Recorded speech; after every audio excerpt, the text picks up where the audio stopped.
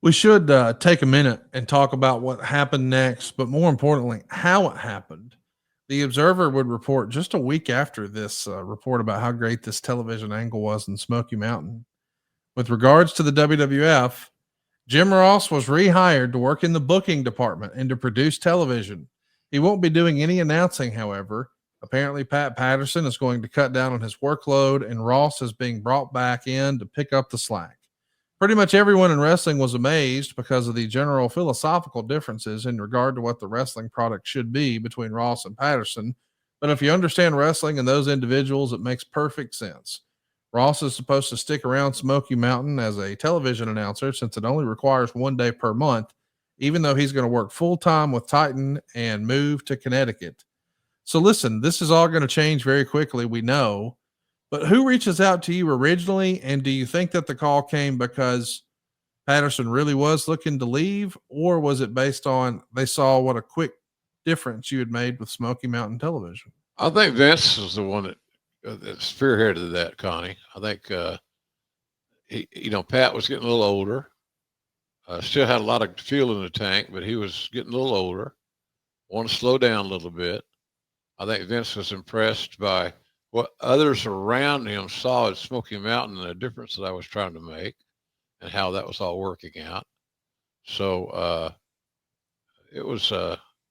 It was a good phone call. I got a significant raise from $300 a day or $350 a night or whatever it was. It wasn't much money for a month's worth of work, shall we say. But Cornette didn't have the budget to pay me what I thought I was worth, and I wasn't blaming him. He did. If you have it, you have it. If you don't, you don't, and he didn't.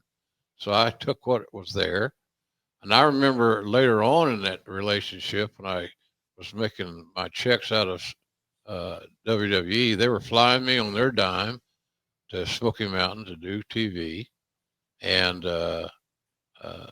I didn't even take Cornette's money. I just wanted to help him.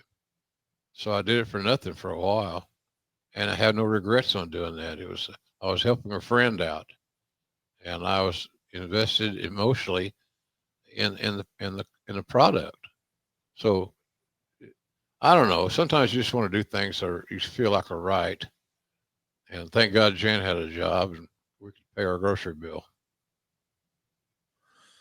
When you get the call from Vince and he's asking you to come back, but he's making it clear he doesn't want you to do commentary. That was made very clear. I don't want you on the air. I want you to produce. I want your brain. And so me and my brain went back to work. Were you disappointed? No, because I knew it was not going to last long. Okay. I knew that at some point, he's going to put me back on the air because of what I perceive my abilities in that area. And so I just was a good soldier. On time, I was there. I moved, all that good stuff. Vince paid for that. So Jan and I moved to Connecticut, and that's the story of that deal. It was. I knew when he started paying all these bills and all this stuff, you're not going to pay a producer to come in and be that involved and not use that person for what they could do best. And I thought my best trait, I enjoyed managing, in management. I enjoyed all that a lot. The promos are important to him. This because I was producing all the town promos for the live events. So I knew that at some point he would say, "I'm going to put you back on the air. I need some help here or whatever," and I'd be right there ready to go. So it worked out well.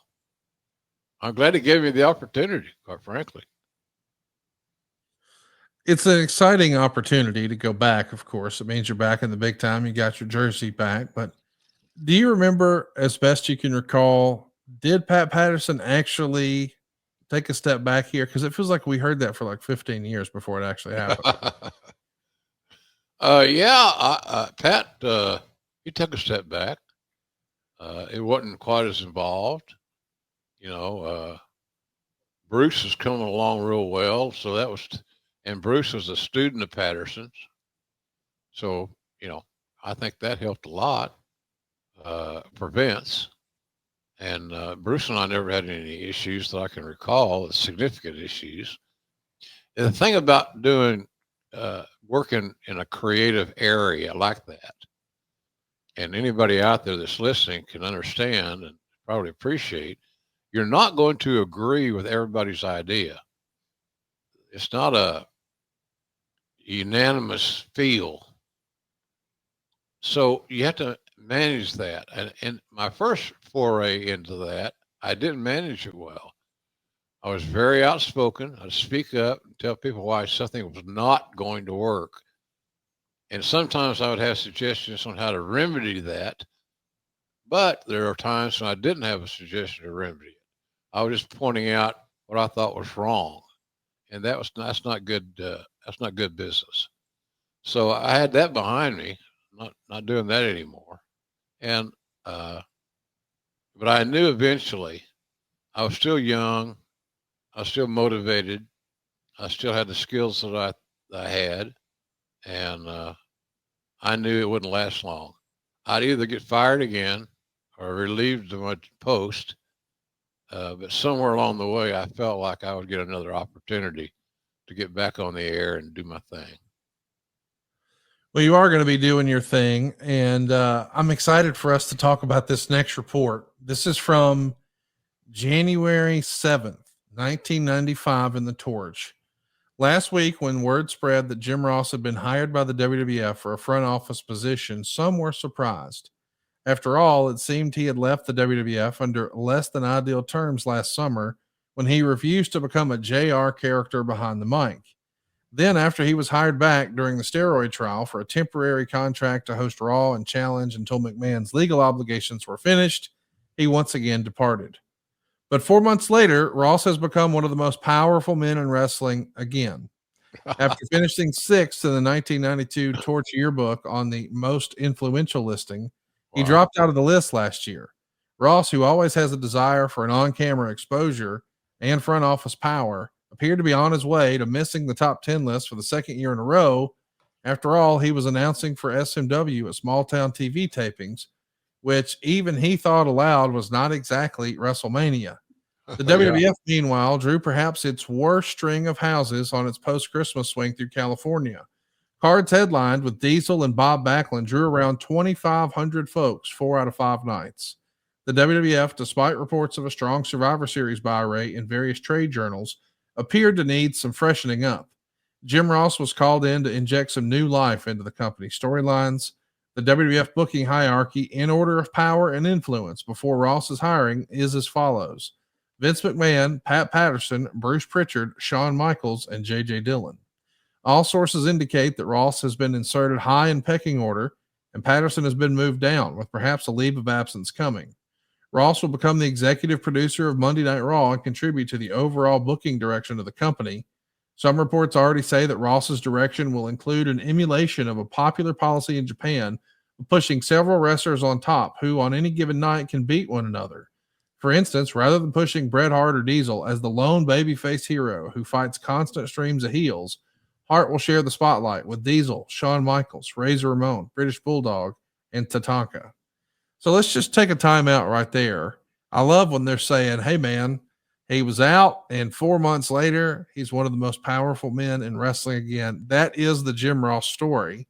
I love the booking hierarchy and all the implications, but I really wanted to ask you about the philosophy, because the WWF, by and large, had been, hey, here's Bruno. Hey, here's Hogan. And now in this point, we're trying to figure out what's our next hit going to be? Who is our next guy going to be? And Wade is giving you credit for saying it shouldn't be one guy. It should be several guys. And that feels like that's going to create sort of this new generation movement. Is that a Jim Ross idea? Yeah. I pitched it, and it was I got cooperation from the rest of the guys. It's good stuff. I just believe that you can't become one-dimensional. And what you're looking for, Conrad, is you get these guys on TV, you use them in a positive manner, and see who gets over. Who, if you're given the opportunity and the TV time in a positive fashion, who's going to get themselves over? They got their break. They're not doing anything with me. They're not pushing me. I'm getting featured, blah, blah, blah. And that's how I looked at that deal. We had talents that we should be using to see if they could get over. And if they got over, then we win. If they didn't get over, then we move on to the next guy. And that's how Cowboy booked. That's how Eddie Graham booked. I learned a lot from both those guys. That's all I did.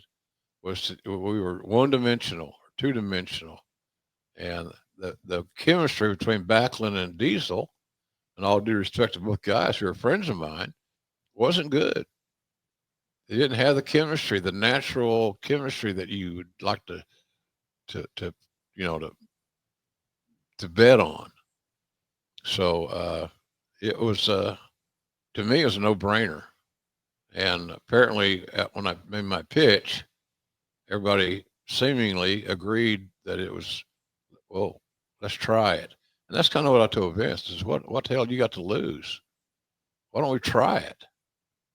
And he agreed, and it worked. And Diesel got over and more. Razor got over more. For example, all those guys that you mentioned had found something. They found opportunity. They were excited about their opportunity. And so now, my pitch to them was, it's up to you to get over. We're going to put you on a platform where that's positive. And, I looked at Shawn Michaels as another Ric Flair. He's talent, big time talent, babyface or heel.